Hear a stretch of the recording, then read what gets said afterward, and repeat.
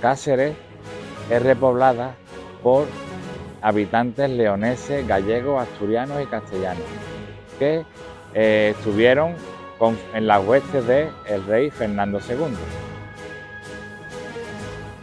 Con el tiempo, cuando se asentaron aquí en la villa, con el tiempo se dividieron en dos bandos: los leoneses, asturianos y gallegos contra los castellanos.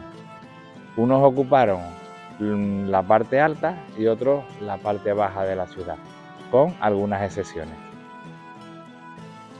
Y entonces empezaron a surgir enfrentamientos. La verdad es que la villa se convirtió en un polvorín. Incluso hubo dos consejos de gobierno en vez de uno, y estos dos consejos se peleaban continuamente por hacerse con el control de la villa. Por entonces, los palacios no eran como los vemos ahora, con sus ventanales, no. Los palacios eran casas fuertes, la única luz que tenían provenía de los patios interiores, incluso tenía cada palacio un aljibe para su aprovisionamiento de agua, porque salir a la calle era un peligro. Incluso todas las puertas estaban custodiadas por unas torres defensivas para protegerse. También, claro, en la división de los bandos influyó la guerra de sucesión al trono de Castilla, en los cuales unos estuvieron a favor de Enrique IV y a su muerte de su hija Juana la Bertraneja, y otros apoyaron al infante Alfonso y a su muerte a Isabel la Católica.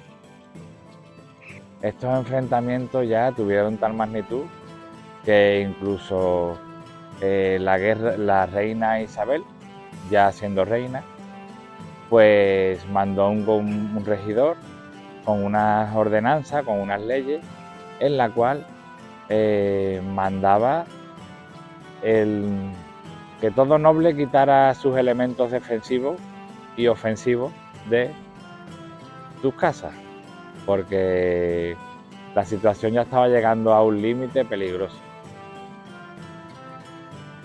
Como los nobles de la villa hicieron caso omiso a las órdenes que había mandado la reina mediante su regidor, pues Isabel, que era mucha Isabel, se presentó aquí. Y fue entonces cuando ordena el desmoche de las torres, el famoso desmoche de las torres. Desmochar una torre es eliminarla en su parte más alta de los elementos como los alminares, las arquetas, para que la torre pierda toda su función militar.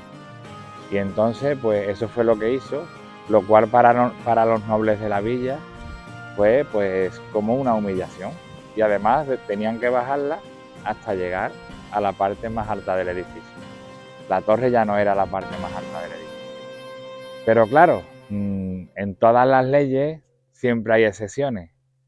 Y resulta que este palacio que ven a mi espalda, que es el palacio de don Diego Obando de Cáceres, que fue un fiel servidor de la reina Isabel, pues a él sí le dio permiso para construir la torre todo lo alta que quisiera y con todos los elementos y alminares que quisiera. De hecho, es una de las más altas, si no la más alta, de la villa, como pueden comprobar.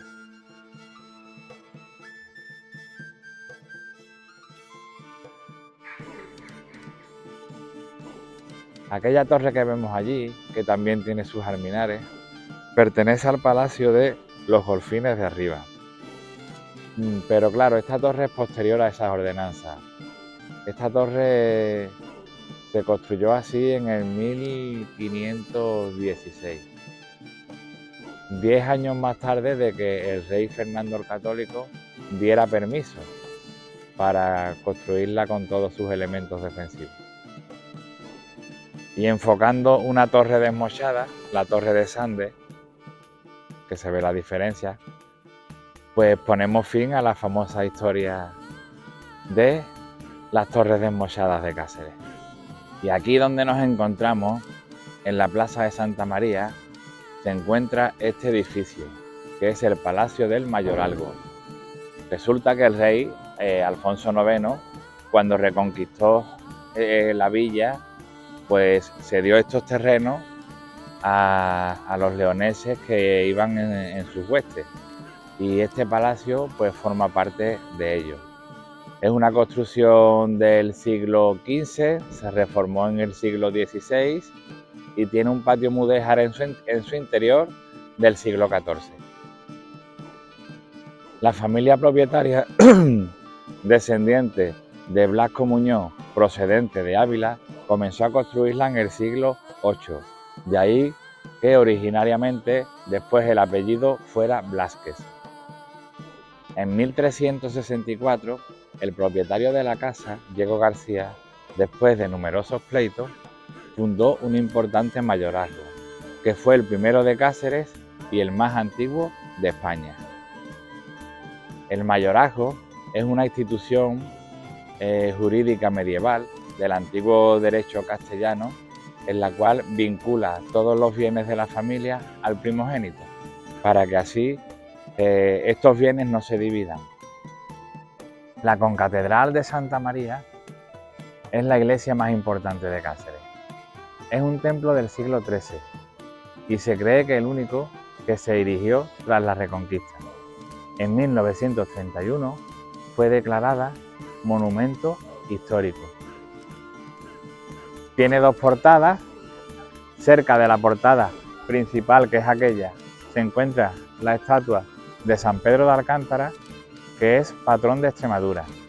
Y dentro, en una de las capillas, está el Cristo, el crucificado, el Cristo que le llama el Cristo negro, que es una talla del siglo XIV, de la cual se hablan y se cuentan muchas leyendas.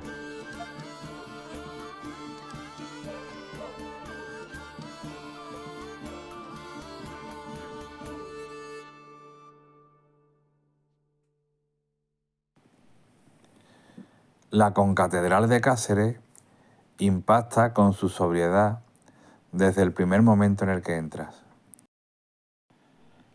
Llama la atención sobremanera su suelo, completamente repleto de lápidas, pertenecientes en su mayoría a las familias nobles.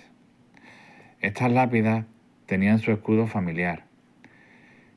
En unas están casi leíbles por el paso del tiempo, aunque otras, las más cercanas al altar mayor, se mantienen en un mejor estado de conservación.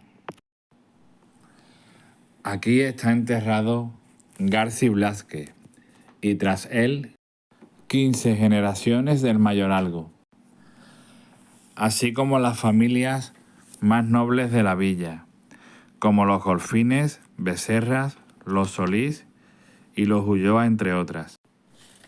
Su torre campanario nos ofrece una de las mejores vistas de la villa.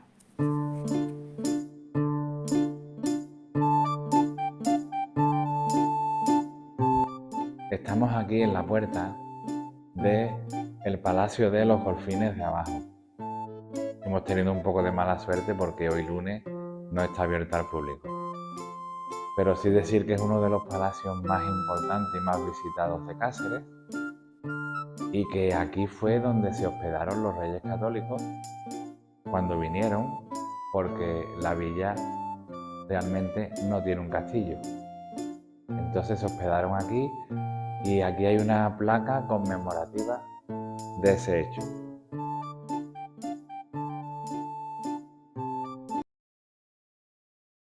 En este palacio que ven a mi espalda, el Palacio de los Golfines de Arriba, fue donde Franco estableció su cuartel general. Un día antes de partir para Burgos, el general se asomó a este balcón en Lord de Multitudes. Por eso hay muchas personas que le dicen el balcón de Franco. Y para conmemorar ese día que acabo de contar, pues pusieron aquí esta placa en la cual pues podemos leer: estando en esta casa, don Francisco Franco Bahamontes fue proclamado jefe del Estado y generalísimo de todos los ejércitos nacionales.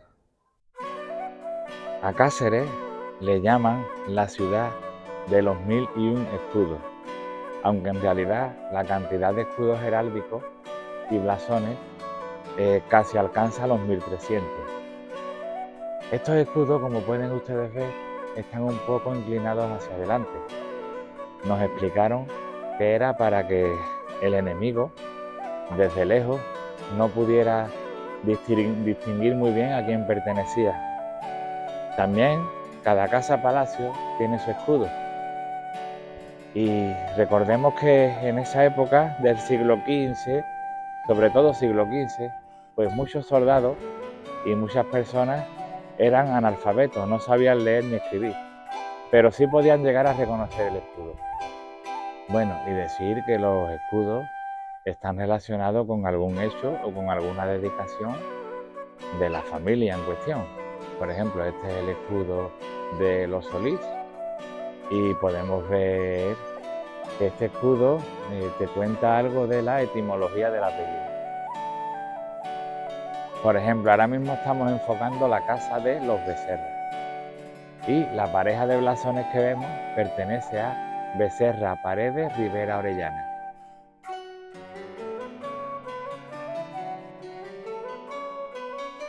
Cuando uno ya está unos días por aquí y se familiariza con los blasones, con los escudos, pues ya por ejemplo, yo sé que en esta casa pues vive alguien o vivió alguien de la estirpe de los Carvajal.